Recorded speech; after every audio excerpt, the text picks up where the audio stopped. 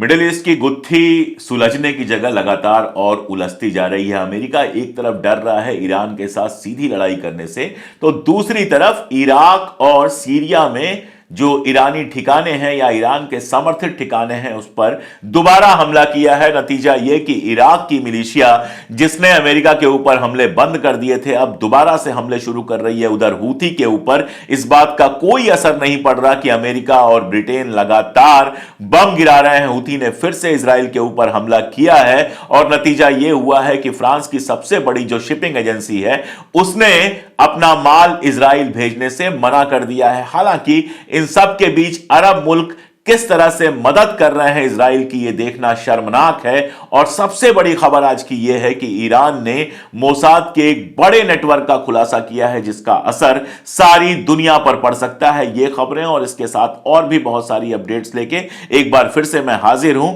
देखते रहिए पूरा वीडियो।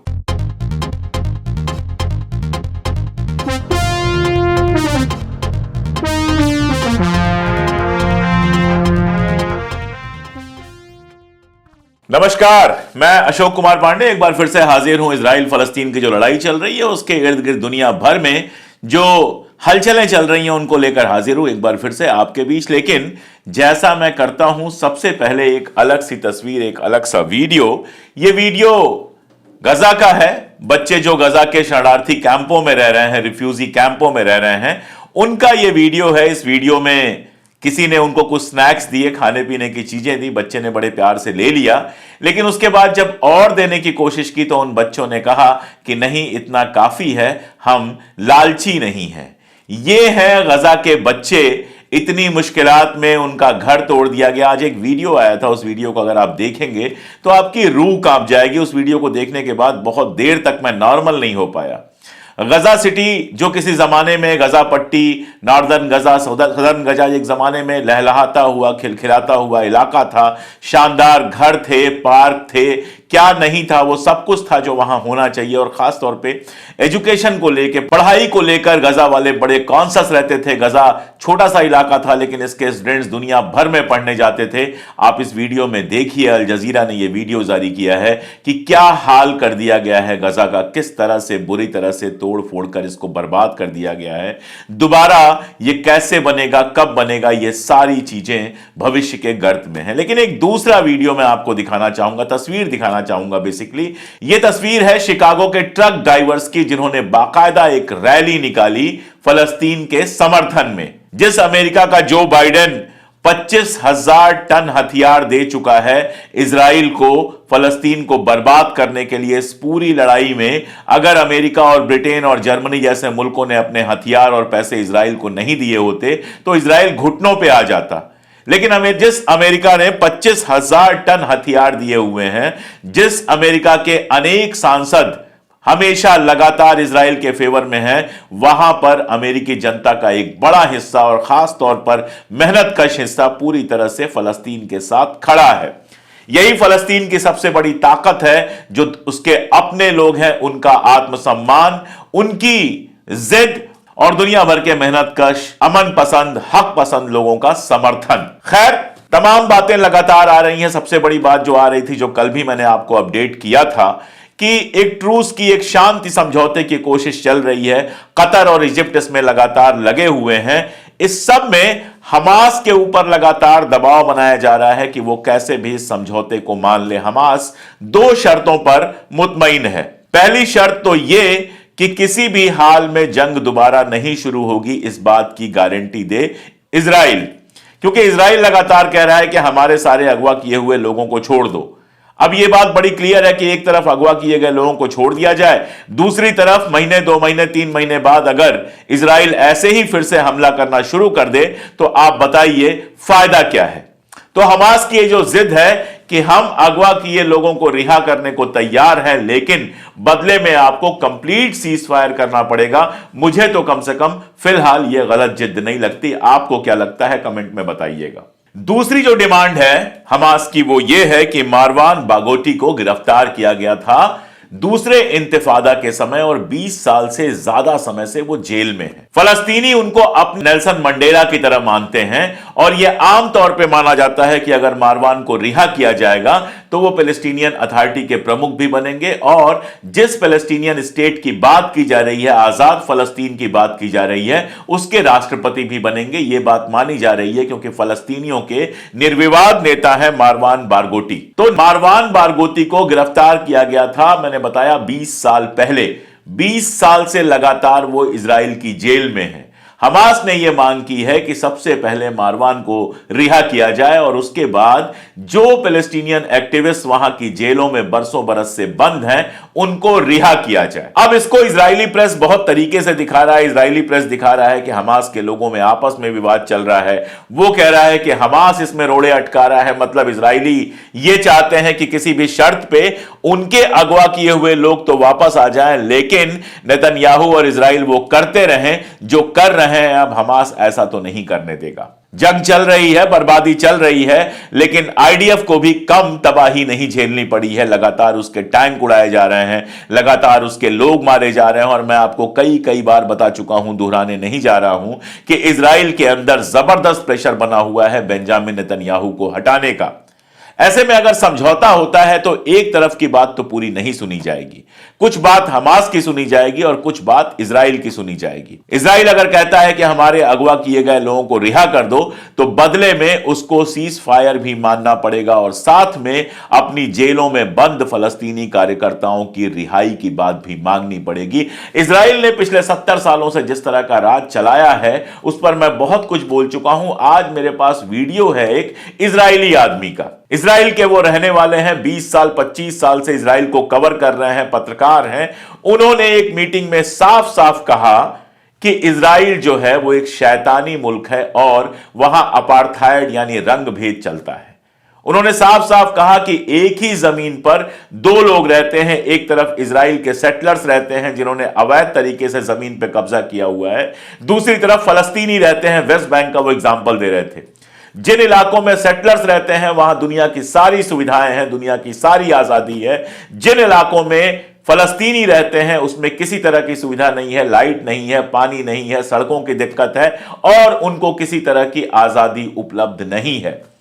यह बात इजराइल के ही वो इस वीडियो में बार बार कहते हैं कि मैं इजराइल का हूं, इजराइल से प्रेम करता हूं और मैं ये सारा कुछ कह रहा हूं। दरअसल देशभक्ति यही होती है कि आप हक की बात करें, आप सच बात करें।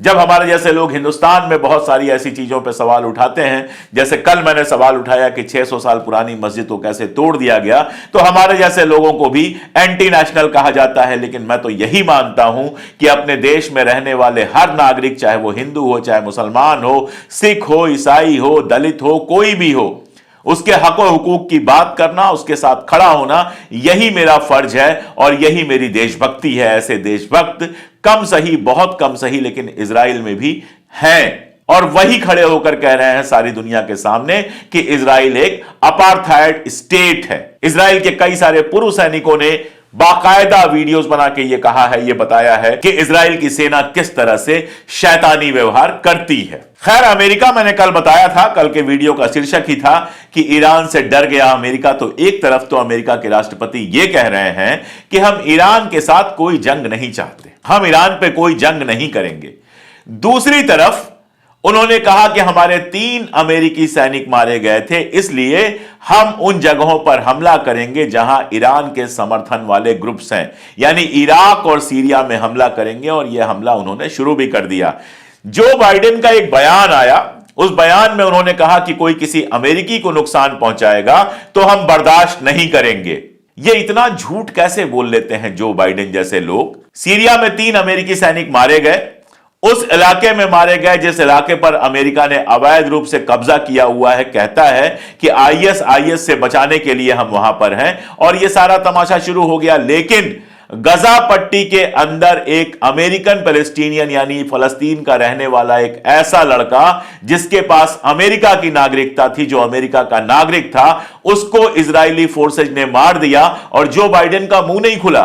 यहां 3 सैनिक मारे गए तो आप कह रहे हैं किसी अमेरिकन को कोई नुकसान होगा तो हम बर्दाश्त नहीं करेंगे, और वहां आपके अमेरिका का एक नागरिक फलस्तीन में मारा जाता है, गजा पट्टी में मारा जाता है इजराइल के हमले में, तो आप अपने होंठ सी लेते हैं और इजराइल को लगातार हथियार देना, सपोर्ट करना, यह सारा कुछ जारी रखते हैं। यह दोमुहापन, यह दोगलापन अमेरिका की पूरी पॉलिटिकल जो फिलॉसफी है उसका सीधा सीधा प्रतीक है, सीधा सीधा सिंबल है, सीधी सीधी चीज है जो बताता है कि अमेरिका को अपने नागरिकों की चिंता नहीं है, उसको तो पैसे, रुपए और बाकी सारी चीजों की चिंता है। वो सीरिया में इसलिए है कि वहां का तेल अवैध रूप से लूट सके, और इसलिए सीरिया में जब उसके सैनिकों पर हमला होता है तब तो वो शोर करता है, लेकिन जब गजा पट्टी के अंदर अमेरिकन एक फलस्तीनी की हत्या हो जाती है, बाकायदा इजराइल उसकी हत्या कर देता है, तब वो खामोश हो जाता है। बड़ी बड़ी बातें करता है अमेरिका।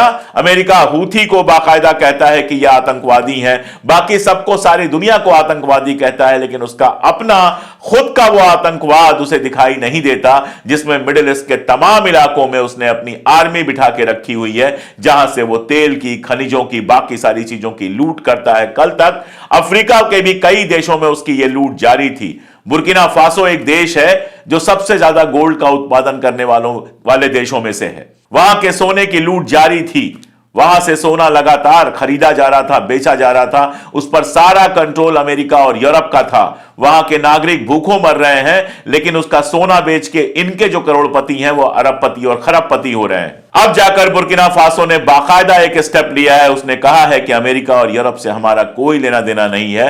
रशिया के साथ उसने समझौता किया है और सारी की सारी जो उसकी गोल्ड खदानें हैं, सोने की खदानें हैं, उनको नेशनलाइज कर दिया है। यानी पूरी दुनिया धीरे धीरे यह समझ रही है कि अमेरिका और यूरोप सारी दुनिया का सारा संसाधन लूट कर जिस तरह से अमीर बने हुए हैं और अपने यहां बड़े शरीफ बनते हैं, अपने यहां बड़ी डेमोक्रेसी की बात करते हैं, लेकिन सारी दुनिया में इन्होंने जिस तरह का जेनोसाइड किया है, नरसंहार किया है अल्जीरिया के अंदर फ्रांस ने, या बताने की जरूरत ही नहीं है कितने सारे अफ्रीकन और एशियाई मुल्कों के ऊपर इन्होंने भयानक भयानक अत्याचार किए हैं। अक्सर इनको भागना पड़ा है, लेकिन उस भागने से पहले अच्छी खासी लूट की है। अब सारी दुनिया इसको धीरे धीरे समझ रही है। दोगलापन तो तब भी सामने आ गया जब UNRWA जिस संस्था को बनाया गया था फलस्तीनी जो रिफ्यूजी हैं उनकी मदद के लिए, उसके ऊपर इजराइल ने आरोप लगाया कि इसके 12 लोग शामिल थे 7 अक्टूबर के अटैक में और तुरंत उसकी फंडिंग रोक दी गई। एक तरफ आप इजराइल को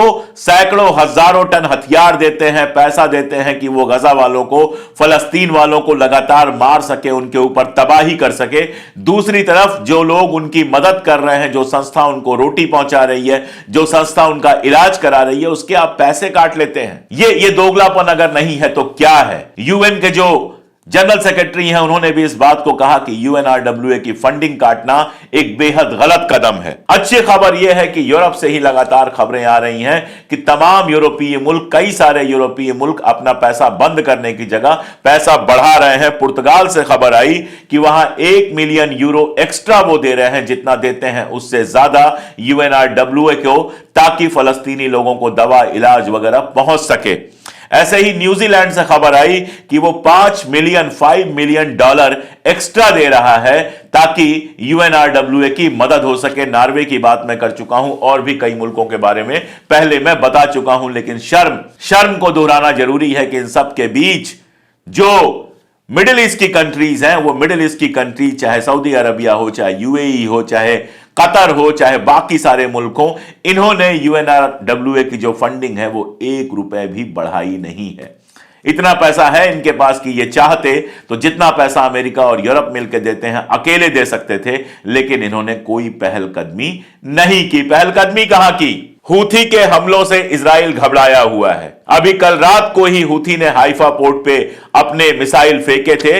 इजराइल का कहना है कि उन मिसाइलों को बेअसर कर दिया गया, लेकिन उन मिसाइलों का असर इजराइल तक महदूद नहीं है, सारी दुनिया में फैल रहा है। फ्रांस की एक शिपिंग एजेंसी है, फ्रांस की सबसे बड़ी शिपिंग एजेंसी है CMA CGM SA। इसने हूथी के हमलों के चलते वहां पर अपने शिप भेजने बंद कर दिए हैं।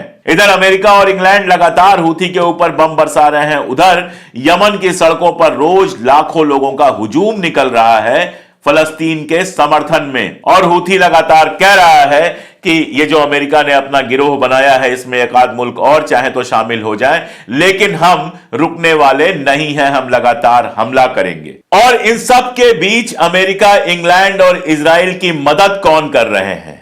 ये वीडियो देख लीजिए, मेरे साथ चल रहा है, आपको समझ में आ जाएगा कि हूथी के रास्ते में ना आए, रेड सी से ना जाना पड़े, इसलिए कैसे दुबई से, रियाद से और बाकी जगहों से, जॉर्डन से सामान निकाला जा रहा है, हाइफा पोर्ट में पहुंचाया जा रहा है। यानी हूथी की कोशिशों को नाकामयाब करने में मदद कर रही हैं वो अरब कंट्री, जिनके नेता मंच पे आके तो इजराइल के खिलाफ बड़ी बड़ी बातें करते हैं, लेकिन अंदर अंदर इजराइल के साथ सारा रिश्ता बनाए रखते हैं। हूथी जो लड़ाई लड़ रहा है उससे अमेरिका और ब्रिटेन नहीं बचा पा रहे हैं इजराइल को, खुद भी वो नहीं बच पा रहा है, लेकिन इजराइल को बचा रहे हैं अरब के वो मुल्क जिनके लिए पैसा रुपया सबसे बड़ी चीज है, जिनके मन में फलस्तीनियों के लिए कोई दर्द नहीं है, जो 70 साल से खामोश होकर फलस्तीन के अरबों का सारा दर्द देख रहे हैं और आराम से ऐशो आराम अय्याशी में लगे हुए हैं। इस बात को नोट करना चाहिए। मैं बार बार कहता हूं हिंदुस्तानी मुसलमानों से और दुनिया भर के मुसलमानों से कि यह उम्मीद करना छोड़ दो कि कल को कोई दिक्कत होगी तो सऊदी अरबिया या कोई अरब कंट्री आकर तुम्हारी मदद करेगी। वो कतई तुम्हारी मदद नहीं करने वाले हैं। तुम्हारी मदद अगर कोई करेगा तो तुम्हारे अपने पड़ोसी करेंगे, अपने लोग करेंगे। आज ये हालत है फलस्तीन के बारे में। अगर आंकड़ों की बात करें तो ये हालत है कि 1 लाख से ज्यादा लोग या तो मारे गए हैं या घायल हैं या गायब हैं या मान लिया गया है कि मर गए हैं। जो रबल्स हैं, जो खंडहर हैं, उनके नीचे दबे हुए हैं। 17,000 बच्चे यतीम हो गए हैं। ये या तो उनके मां बाप मार दिए गए हैं या गायब है, या मां बाप में से कोई एक मार दिया गया है या पूरा खानदान खत्म कर दिया गया है। ये हालत है फलस्तीन की और इसको रोकने की कोशिश की जगह अरब मुल्क जो हैं वो हूथी के खिलाफ अमेरिका और इंग्लैंड और इजराइल के साथ खड़े होकर जो माल है वो माल किनारे से निकलवाने का, अपने देश के अंदर से निकलवाने का इंतजाम कर रहे हैं। हालांकि इसका भी बहुत फर्क नहीं पड़ रहा है क्योंकि वो रूट आसान नहीं है, जमीन का रूट लेना पड़ता है उसमें। इसलिए बहुत सारे दुनिया भर के मरसर्क का मैंने बताया था और भी बहुत सारी एजेंसी जैसी हैं जिन्होंने वहां से अपनी जहाजें गुजारने से इंकार कर दिया है, जिनमें ताजा नाम जुड़ गया है फ्रांस की CGM SA का, जो ये कह रही है कि अपने जहाज हम उधर से नहीं भेजेंगे। साथ में मैंने आपको बताया था कि तमाम सारी इंश्योरेंस एजेंसीज ने उस रास्ते से जाने वाली जहाजों का इंश्योरेंस करना बंद कर दिया है। भारत के विदेश मंत्री जयशंकर जी भाग के ईरान गए थे, उसके पीछे यही मंशा थी कि इंडियन जहाजों को कोई नुकसान न पहुंचाया जाए। यानी एक अकेला हूथी, एक छोटा सा देश यमन, एक गरीब देश यमन, पिछले कई सालों से, दशकों से लगातार सऊदी अरबिया से लड़ाई में लगा हुआ यमन वो काम कर रहा है जो पूरा अरब मिलकर नहीं कर पाया।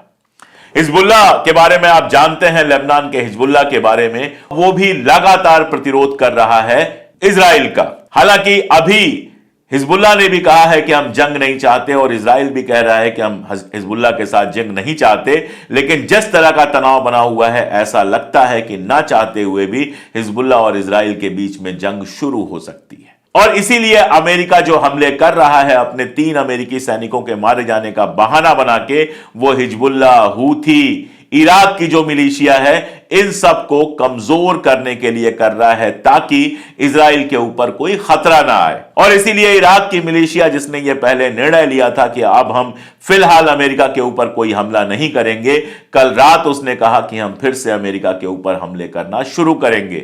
तो इतना आसान अमेरिका के लिए नहीं होगा अपने दोस्त को बचा पाना।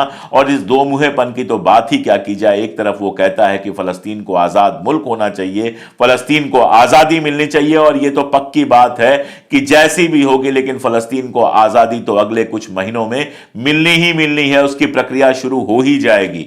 लेकिन दूसरी तरफ अपने पैसे बचाने के लिए, अपनी कमाई बचाने के लिए वो मिडिल ईस्ट को लगातार जंग में झोंक रहा है। इस कमाई के बारे में एक छोटी सी बात बताऊं। एक ऐप है ओनली फ्रेंड्स, नाम तो फ्रेंड्स का है लेकिन जैसे इस तरह के ऐप होते हैं, ये बेसिकली डेटिंग ऐप है जहां पर लड़कियां उपलब्ध कराई जाती हैं लोगों को। इसका मालिक है एक इजरायली। इसने अमेरिका के इलेक्शन में $11 मिलियन देने का वादा किया है। पोर्न हब के मालिक हैं इजरायली, ये आप जानते ही हैं। पता नहीं इजरायलियों को ये पोर्न, ये डेटिंग, ये बच्चों के साथ गलत चीजें, इसमें इतना ज्यादा आनंद कैसे आता है कि इस तरह की सारी चीजों में मिल्कियत उनकी निकलती है। लेकिन वो आदमी 11 मिलियन रुपया अमेरिका के इलेक्शन में खर्च करने को तैयार है। इसका मतलब आप समझते हैं कि अलग अलग तरीकों से इजरायली जो हैं वो अमेरिका के जो नेता हैं उनको पैसे पहुंचाते हैं, बाकी सारी चीजें पहुंचाते हैं, ताकि चुने जाने के बाद, मैं आपको बता चुका हूं कि जो बाइडेन का सबसे बड़ा जो फाइनेंसर है वो यहूदी है। तो मैं आपको बता चुका हूं ये सारी चीजें कि कैसे अमेरिका के प्रेसिडेंट के इलेक्शन में यहूदी जो संस्था वहां की है वो ढेर सारा पैसा लगाती है, और वो इकलौती संस्था है विदेशी जिसको अमेरिका के इलेक्शन में पैसे लगाने की अनुमति मिली हुई है। यह अनुमति एक बार एक अमेरिकन राष्ट्रपति ने वापस ली थी, जॉन एफ कैनेडी ने, और उसके बाद उनकी हत्या कर दी गई थी। बहुत सारे लोगों का कहना है कि जॉन एफ कैनेडी की जो हत्या है वो मोसाद ने कराई थी। और मोसाद पे एक बात मुझे याद आई जो आज बताना बहुत जरूरी है। मोसाद को लेकर, मोसाद जो इजराइल की स्पाई एजेंसी है और दुनिया की सबसे बदनाम स्पाई एजेंसी है, उसको लेकर अरब मुल्कों में थोड़ी सी परेशानी शुरू हो गई है, क्योंकि मोसाद के एजेंट न केवल पूरे अरब में बल्कि पूरी दुनिया में फैले हुए हैं जिनके थ्रू इजराइल काम करता है। खबर यह आई कि टर्की में मोसाद के कई सारे एजेंट्स को पकड़ा गया। इसके पहले मैं बता चुका हूं कि ईरान के अंदर मोसाद के कई सारे एजेंट्स को पकड़ के एग्जीक्यूट कर दिया गया, उनको फांसी पे चढ़ा दी गई। अब ईरान ने एक नया डेटा दिया है जिसमें 28 देशों में दर्जनों मोसाद एजेंट्स की लिस्ट है, और बाकायदा वो सारा डेटा है इजराइल के जो गोपनीय डिफेंस हैं और बाकी सारे जो षड्यंत्र इजराइल करता रहता है, इस पर भारी मात्रा में डेटा रिकवर किया है। और इंपॉर्टेंट खबर यह है कि यह खबर चीन का जो ऑफिशियल अखबार है उसमें छपी है। यानी चीन इजराइल के मोसाद में इंटरेस्ट ले रहा है। यह बेहद इंपॉर्टेंट खबर है। चीन, रशिया और ईरान का ये जो ट्रायंगल बन रहा है, ये जो तिकोना बन रहा है, और इनके बीच में जिस तरह की दोस्ती बन रही है, स्ट्रेटेजिक दोस्ती बन रही है। मैंने आपको बताया कि अफ्रीका के कई मुल्कों में रशिया पहुंचा है, सीरिया में पहले से रशिया है, और वहां पर वो अमेरिका की जगह ले रहा है। इधर चीन न केवल फाइनेंशियली बहुत मजबूत है बल्कि पूरी दुनिया में, आप जानते हैं मालदीव का किस्सा तो हिंदुस्तानी जानते ही हैं, लगभग पूरी दुनिया में चीन का धीरे धीरे दबदबा बढ़ रहा है। और चीन फलस्तीन के मामले में सबसे पहले यूएन सिक्योरिटी काउंसिल में कह चुका है कि अमेरिका की दादागिरी बहुत चल चुकी है, फलस्तीन के मामले को सीरियसली लेना होगा, फलस्तीन को इंडिपेंडेंट स्टेट बनाना होगा। उधर रशिया, आईसीजे, वही इंटरनेशनल कोर्ट ऑफ जस्टिस जहां इजराइल पहला राउंड हारा है, जहां के इंटरिम आदेश में इजराइल में जेनोसाइड की बात की गई है, वहां पर ही यूक्रेन ने भी केस किया हुआ था रशिया के ऊपर कि ये जेनोसाइड कर रहे हैं। वो केस पूरी तरह से खारिज कर दिया गया है। अमेरिका अब यूक्रेन को कोई मदद देने को तैयार नहीं है और यूक्रेन में सत्ता परिवर्तन की बात हो रही है। यानी रशिया अपने तरीके से पावरफुल हुआ है, ईरान पावरफुल है ही मिडिल ईस्ट के अंदर। अगर इन तीनों की तिकड़ी बनती है, जो कि बनती हुई दिखाई दे रही है, तो अमेरिका और इजराइल के डर का वाजिब कारण है कि यह तिकड़ी अरब के अंदर जो उनका पूरा का पूरा डोमिनेंस है उसको खत्म कर सकती है। इसीलिए मैं बार बार कहता हूं कि आने वाले कुछ महीने और आने वाले 10 साल पूरी दुनिया के लिए बेहद इंपॉर्टेंट है। अमेरिका और यूरोप ने पिछले 100 से ज्यादा सालों से दुनिया को जिस तरह से लूटा है और जिस तरह की बातें की हैं, जिस तरह से तख्ता पलट किए हैं, जिस तरह से अपने देश के अंदर डेमोक्रेसी भले कर रहे हो, दुनिया भर में डेमोक्रेटिक सरकारों को गिराया है, डिस्टर्ब किया है, सीआईए और मोसाद ने मिलकर, ऐसा लगता है कि वो सारा कुछ पलटने वाला है। और एक दिन में तो नहीं होगा, लेकिन धीरे धीरे अमेरिका के हाथ से दुनिया की बादशाहत जाने वाली है। और अगर ऐसा होता है तो न केवल मिडिल ईस्ट बल्कि पूरी दुनिया के लिए ये एक बड़ी खबर होगी। ये सारा कुछ मुझे लगता है कि आने वाले 10 सालों में निश्चित तौर पे हमको देखने को मिल सकता है। और अगर ऐसा नहीं भी होता है तो इसके लिए जो सारी हलचल होगी वो पूरी दुनिया पर असर डालेगी और हर तरह का असर डालेगी। लेकिन फिलहाल इसका जो पहला असर मुझे दिख रहा है वो ये दिख रहा है कि फलस्तीन को किसी न किसी तरह की आजादी आने वाले समय में जरूर मिल जाएगी। आज के लिए इतना ही। मेरे बगल में आप बारकोड एक देख रहे होंगे, इस बारकोड को स्कैन कर लीजिए। स्कैन करके आप हमारी मेंबरशिप ले सकते हैं जो सिर्फ 89 रुपीस पर मंथ यानी 3 रुपए रोज से भी कम है। ये सब कुछ इसलिए जरूरी है कि आप जानते हैं हमारे जैसे चैनल्स आपकी ताकत पे चलते हैं, जनता की ताकत पे चलते हैं, क्योंकि सत्ता तो हमसे हमेशा अक्सर नाराज ही रहती है। तो अगर आप हमसे जुड़ेंगे, हमारे मेंबर बनेंगे, हमें सब्सक्राइब करेंगे, हमारे चैनल को दूर तक पहुंचाएंगे, सुपर थैंक्स देंगे, या फिर जो हमारा पिन कमेंट है उसको खोल के हमारी सीधी मदद करेंगे, तभी हमारे पास वो ताकत आ पाएगी कि हम कैमरे और सत्ता की आंख में आंख डालकर लगातार सच बोल सकें। बहुत शुक्रिया।